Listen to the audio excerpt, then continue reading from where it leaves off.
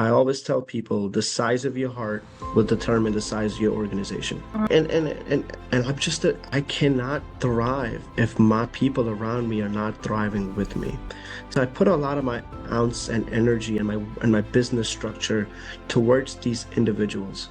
Right. And I feel when you create an environment where people feel that the person they're working for we can speak anything about them with judgment, and he empowers us and he makes us feel more than what an average person should feel. It's the people around me that's allowed me to build what I can. So for me, Julie, my people come first. We got 11. Well, we started off 5 years ago with one office. Now we're at 11 offices. We're on slated. By the end of next year, we should have at least 20 offices in the organization, and we're looking to have over 500 employees. Hi everyone, I am Julie Edmonds, your host of Channeled, tapping into the wisdom of your soul.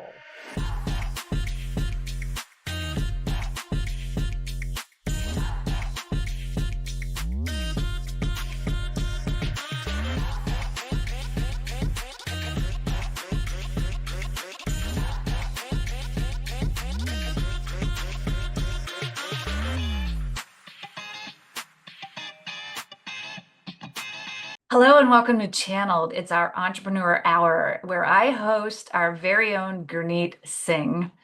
At the age of 24, he quit a six-figure job at Goldman Sachs to go off and run and start his own business.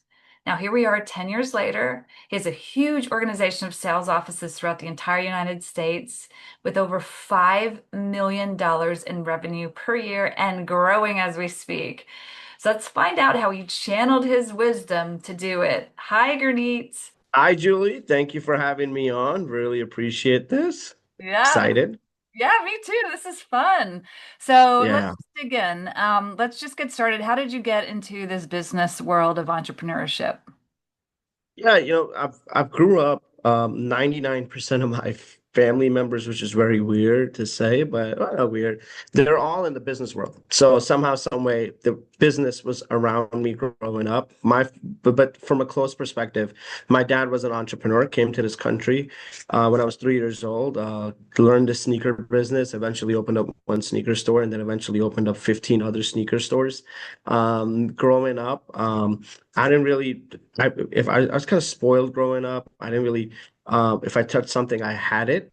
But I didn't really know what I wanted to do. And I didn't know the value of a dollar because I didn't really earn something. So post high school, he told me that he got me a job pushing wheelchairs at the airport because he wanted me to learn the value of a dollar. And that's where I really learned what people normally have to do to just go pay bills and expenses. And coming out of that, I wanted to go to Florida State University, did not go to Florida State University because, I just really realized I don't want to spend all my dad's money into just going and partying.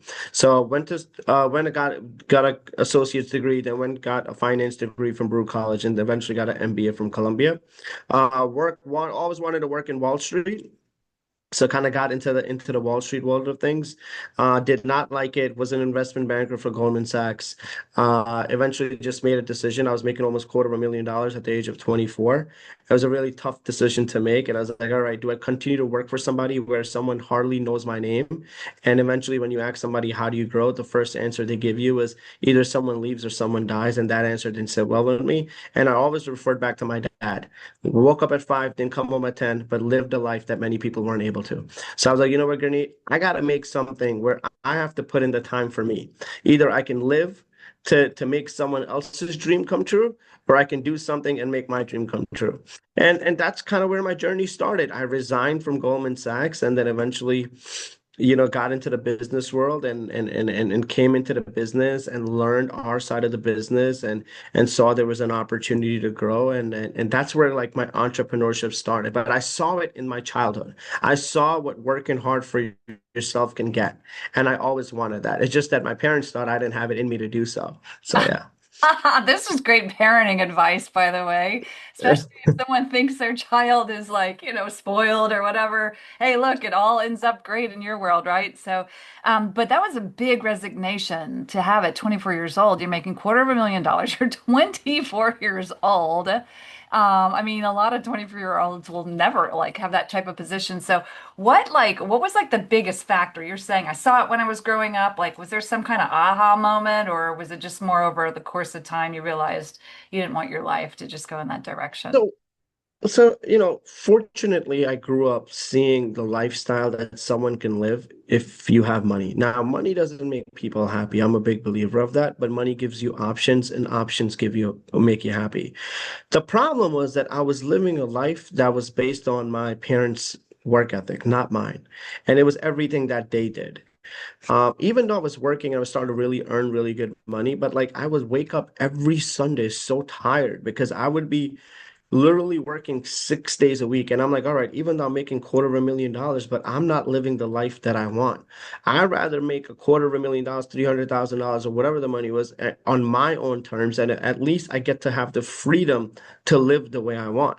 And that was like a big haha moment for me. I'm like, my dad gets to travel the world and he gets to take my family all over. And I'm like, I'm not able to do those things. I want freedom, right? And I looked at it from a future perspective, a young 24-year-old. I was like, my God forbid something happens to my parents. God forbid I lose everything that I have.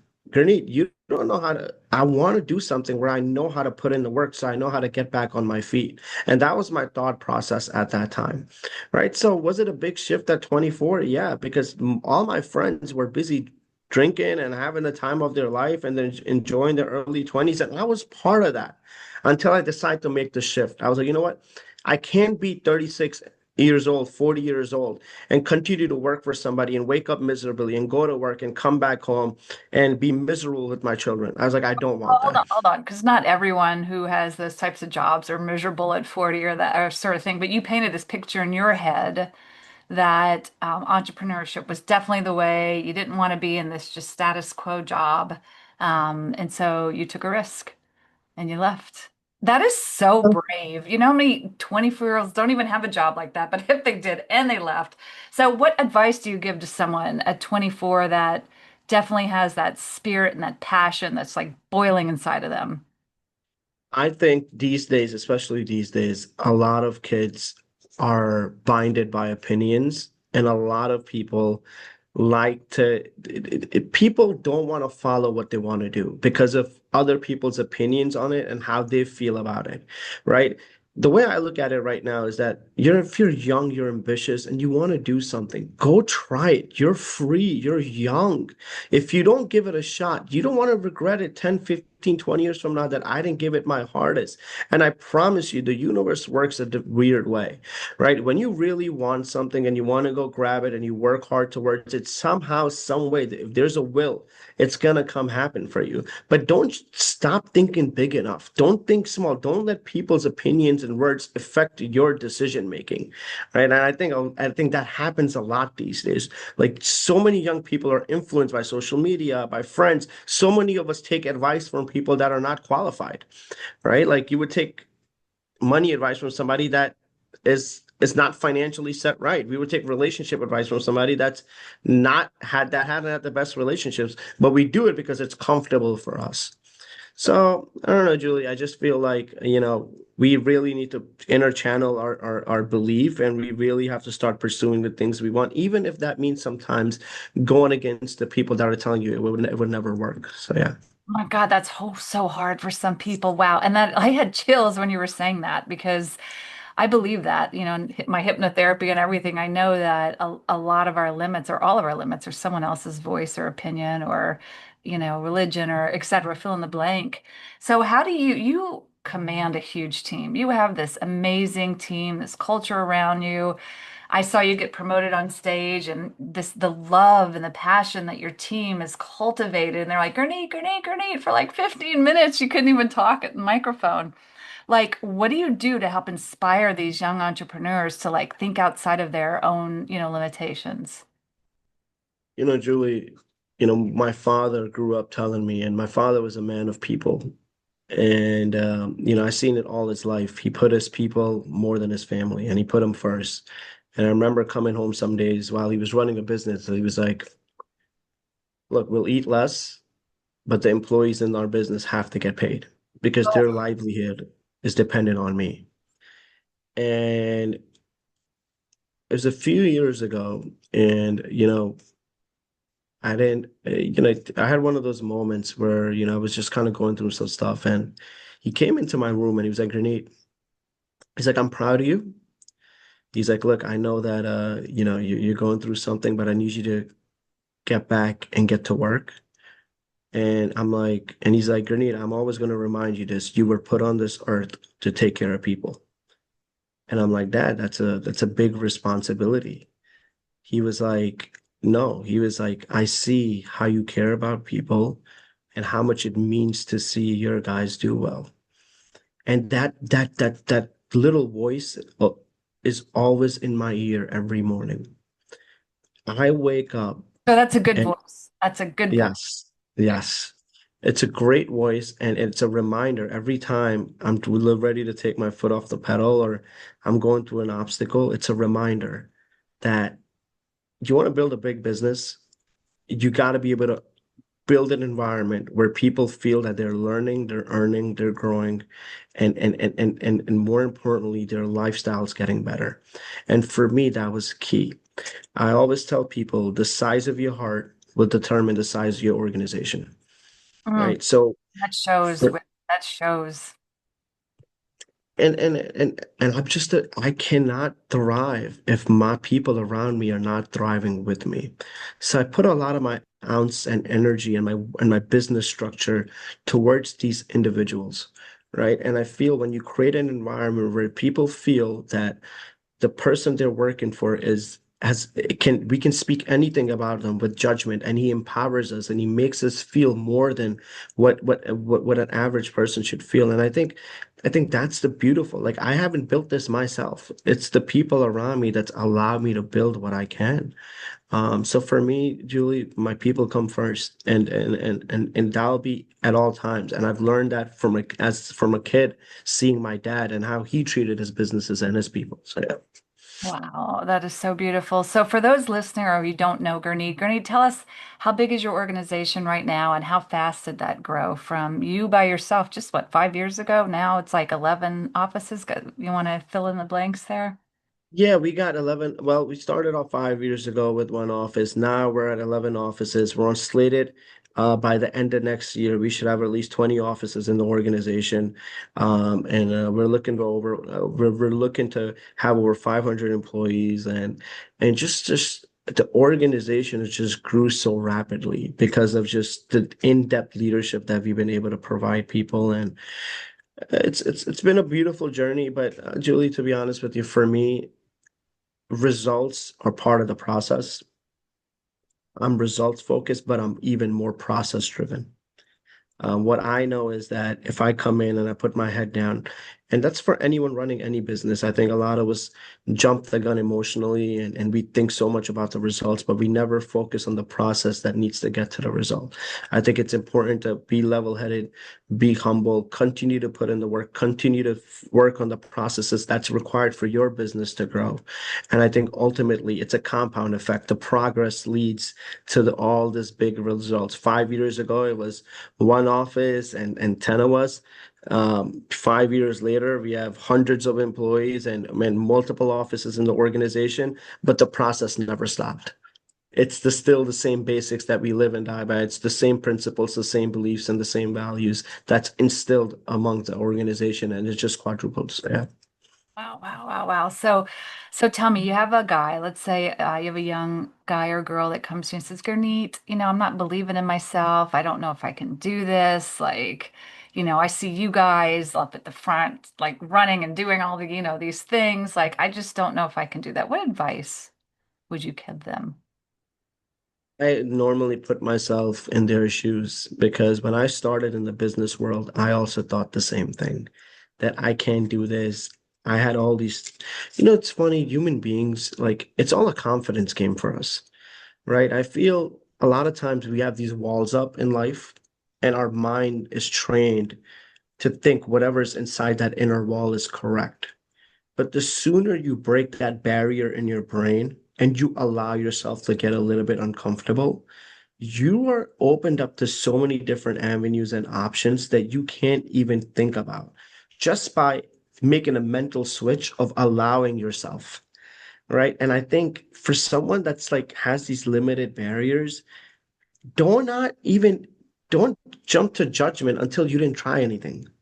Try it, right? Everything is practice. I didn't know I would ever be really good in the industry that I'm in or the business that I'm in until I really put in that effort and said, hey, Granite, like in order for me to get to somewhere in life, I have to put myself in an uncomfortable position and at least give it a try.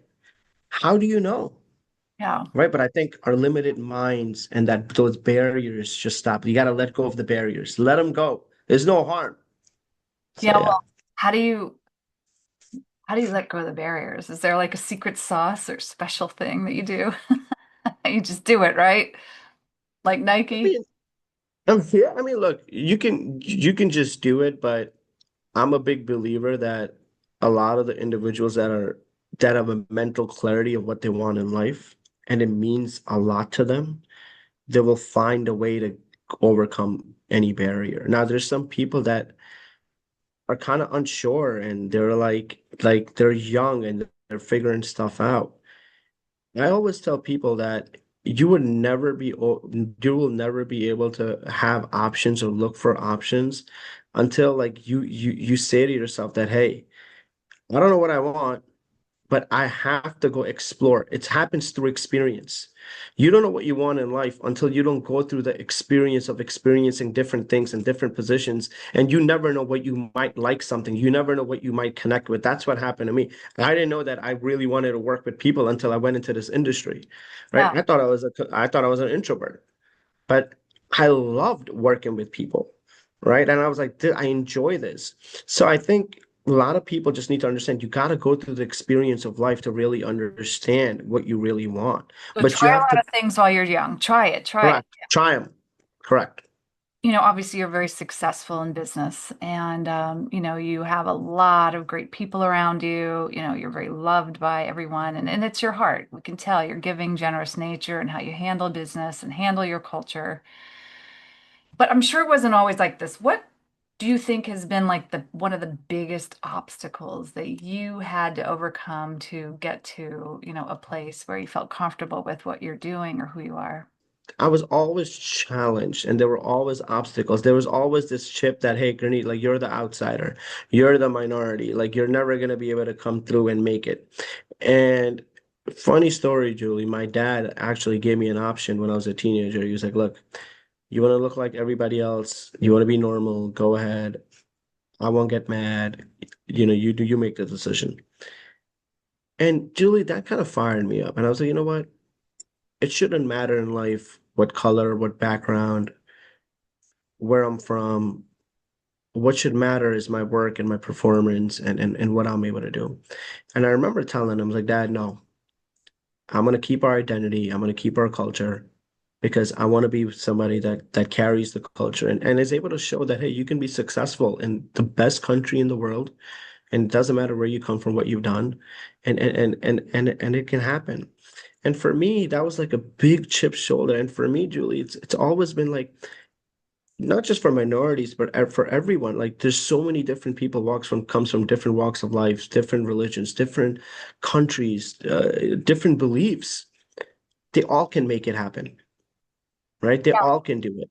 I 100% agree with that because, so many people are just trapped in their brain. And look, there are facts that people do get marginalized and they do get racially profiled and things like that. But there's also the mind that can really blow up and play tricks against us too. And so, do you have mental exercises that you could speak to that helped you get through those things and break through those sort of barriers to just make it to who the person you are today? So, Julie, I started doing something 9 years ago, and I remember this changed my entire trajectory of my life.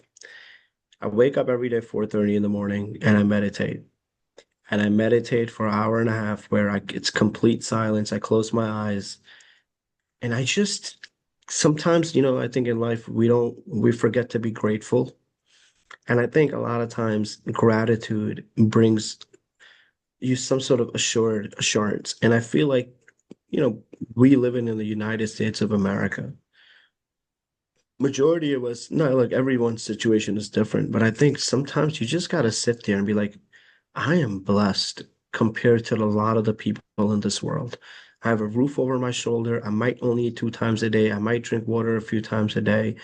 I might not have all the luxury in life, but I do have an option that I can wake up and make this day the way I want it without any judgment, without any consequences, without me living in fear or encaged.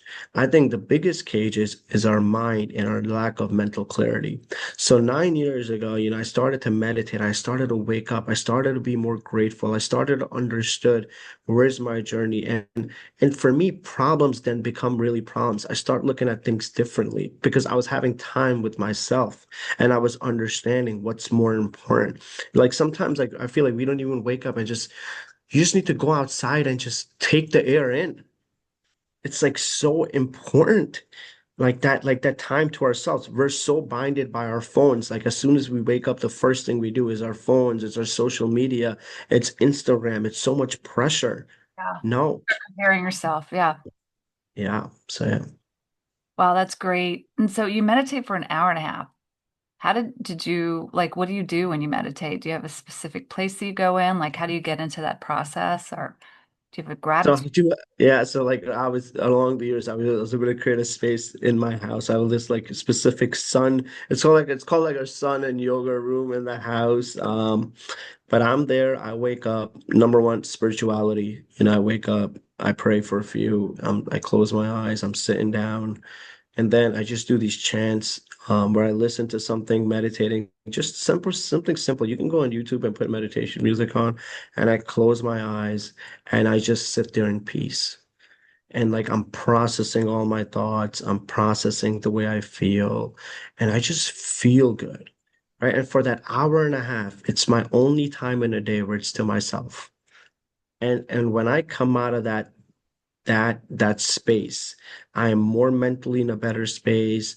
All my emotions or how I was feeling, I try to process them through that moment during that time, and I just say to myself, "It's gonna get better. Life is great. You're breathing. You're awake." You have. I reassure. There's a lot of positive affirmations that I say to myself along that time, and Share- before you know it, Can you share? yeah. So like share some positive affirmations that I would say to myself, Yeah. right? So I'll be like, hey, Gurneet, like today's gonna be a great day, and I'm gonna make someone smile today. I'm gonna make someone's day today. I'm so thankful that my parents are around me. I'm so thankful I live in this beautiful house, and stuff like that. I just manifest stuff, and I just say to myself overly and over again, nothing negative, and it just becomes this staple, this mindset in my mind. But you just feel calm, you feel peace. And you just feel that, all right, life is not as bad as we think it is, right? That's There's no surprise that you're able to go through and run this massive company with a smile on your face because those daily practices are scientifically proven to reset our nervous system, to rewire our brain. So, affirmations are a neurological reprogramming of our mind. And so, by you just doing those practices every single day continues to show up throughout. And it shows. That is so important, Gurney. And I love that. And do you share those practices with anyone in your office? I mean, has anyone adopted those practical things that you do? yeah, so many people. I mean, I share everything that I do. For me, I feel like, for me, God's given me a position to do well, and He's given me something that can impact others. And for me it's just important to share daily successful habits and practices with your people, because the way I look at the world is if you can help one person at a time, that person will do the same exact thing, and the world can be in a much better place by us just doing these little things on a day-to-day basis. So yeah, I love to give knowledge and wisdom away, and I love to learn. So yeah. Yeah, no, you have a growth mindset, of course, because you wouldn't have gotten to where you were. So, what are some other successful practices that you tell your team? Because you have a very successful team, and obviously it's a mirror image of you and how you show up every day. So, the example for sure. but what are some practical things? The meditation's great. What are some other habits? I mean, I've seen you work and, but I'd love to hear them from you. Yeah, I think, look, I think, I tell people one of the biggest things I try to tell people is, you know, a lot of people have a lot of high ego and they don't have good student mindsets. And one of my biggest things that I try to teach my organization is you can have ego, but you gotta channel it the right way. It can't be ego in a way where you're not allowing yourself to take wisdom and take the learning. So some of the things that we've been able to do is really create a mindset amongst people that love to network and learn, that are open for feedback and criticism, that are open for all this knowledge to pour in without reacting, right? So we become really good students, and we really had this humble approach. I think when you're humble, you understand at all times that, all right, yeah, I might be good. I have all this stuff around me, but I'm always going to have this approach of learning. Hey, I know that I'm good from the inside, but I need to still continue to learn and be more open for more ideas. That's number one. Number two, I think schedules. I think you live in a world where people don't know how to prioritize anything anymore, right? I mean, someone told me that money is not the only thing, but you need a wholesome life. You need your family, your health, your the things that you love, and you gotta bind that up. And it's like a work-life harmony balance. So we've trained people now. It's like, all right, how do you create a really good schedule? How do I prioritize? And everyone's priorities are different in different times of life, right? When I was young, for me, it was really important to really pour a lot of my energy into my career because I knew that if I do that, along the years, my life is going to get really, really better. So for me, that was important. So we really try to teach you, all right, what does priorities look like? How do you handle those? How do you handle that? And and three, like we talk a lot about we've recently really started to talk a lot about health and wellness here in the office. And you would see a lot of our guys really taking care of themselves mentally. I think mental health is a big issue in the world these days. And I think a lot of people don't inner channel themselves to take care of themselves. You have to. So we've created great practices. You would come to our gym in our office, and there's 40 people in the morning in the gym working out together, and there's people doing yoga and go to Pilates together and we promote that culture because I think it's important. Because the more I can take care of myself, the more I can take care of everybody else. If I can't take care of myself, then I cannot give the same energy to everyone else. So yeah. Seen, running my business for 30 years, I've seen more people quit than keep going, right? And just give up on their own dreams. Like, how important is it, like, in your darkest moment? And I think people like just darkest moment go, you know what? I didn't really want that anyway, which is not really true. In your darkest moment, what do you say to yourself to keep going?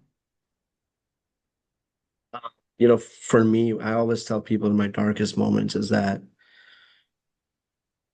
I have a, for me, I have a responsibility. And for me, my responsibility is the people around me. And I always realize that, hey, every action that I take now, it's not just going to reflect my kids, it's going to reflect their kids. Yeah. I am the example for my family and for the people around me. And when things get tough, like, look, there's two things you can say. Either you can stand, like, when you're at the bottom of the bottom, you have two options. Either you remain there, or there's only one way. You move forward, right? And eventually the light's right around the corner because life, you can have a lot of money, you can have no money. Life's gonna smack you either way. Mm. Life's gonna throw challenges at you either way. And that's something that we just have to accept. There's gonna be good moments, bad moments, but you gotta say to yourself that, look, this is part of it. You gotta embrace the challenges. You gotta remember every obstacle you come out in life, you come out in such a good feeling and you feel so good and you learn along the way, which that wisdom is carried on. And in my opinion, life wouldn't be that great if I didn't really have problems. Like, it'd be boring if I just kind of woke up and didn't go through the challenges that I did. And it builds your character, right? Makes the person that you are. Obstacles, if you just change your perspective on how you look at life and how you look at problems, then problems will never look at you as obstacles. You will look at it as, all right, it's an opportunity for me to learn and build. So yeah. That was awesome. Yeah, my one of my mentors told me, and it stuck with me forever, like no matter what dark tunnel you're going through, there's always light at the end of it. Look for the light and welcome the challenge. So I have this practice, like anytime I'm starting to feel triggered or feel fear or feel, different or feel like, maybe imposter syndrome, I tell myself, this is good. This is good for me. This is good for me. How can I turn this around to make that, um, how can I turn this around to either learn the lesson or get better or create the environment so that I don't have to face this again? Instead of, people just live in that victim reactive mode of just accepting and reacting to the environment, which I did for years until I learned not to. So I love that. Change the perspective. Who was it? The late, great Wayne Dyer. If you look at things or you change the way you look at things, the things that you look at change. That's Yep. great. So So true. so to wrap it up, I know you run tons of meetings. And what's your go-to? What's your favorite either leaders meeting or a quote or something that you just love to talk about? My favorite quote is that I always tell every people is that what's easy now will be hard later, and what's hard now will be easy later. And what I mean by that is that, look, there's a lot of young people right now, and just not a lot of young people, a lot of people that are stuck and that want to take the easy route. You can take the easy route, but then life gets really hard later on, and you really start to reflect and say, man, I should have, I could have, I would have, when I was in my young days and I was healthy and I had all the energy to go after what I want. Or we can make the tough choices now in our life and we can let go of the distractions and we can really focus on our goals and we can really focus on bettering ourselves and be the best versions of ourselves. And I promise you, life gets easy really later on. Because when you're in your late 40s, 50s, 60s, you don't want to be one of the stats that's working so hard. You want to be able to enjoy those moments with the people you love the most. So yeah, Julie. That's beautiful. Great. Well, for all the world travelers out there, you travel all over the place. What's been your best favorite place? I mean, there's so many. I love Switzerland. I was just in Mykonos 2 weeks ago. I mean, I've traveled a lot of places, but I think Switzerland's like one of my favorite spots in the world. It's just so scenic, so nice. But that's one of my favorite things I do. I work so hard so I can go learn and I can experience the world and I can explore different cultures, and you learn so much about humanity and people. Oh my And I God, think it's one of, I know. right?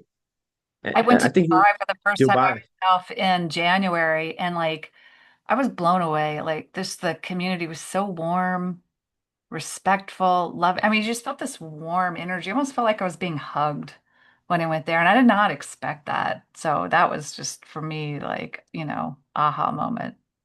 Yeah, and like that's why like I work so hard. That's like my enjoyment. I love traveling. I love going to nice places. I love exploring cultures. I love meeting people.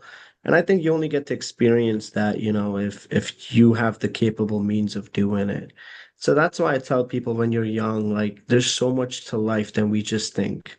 And you should really work your hardest so you can explore the best opportunities in the world because everyone deserves it. So yeah. Gurney, thank you so much for this inspiring hour. We've learned so much and we've got tons of wisdom. And for all of you listening, if you love this, like this, share it, subscribe, and come back for more. Bye for now.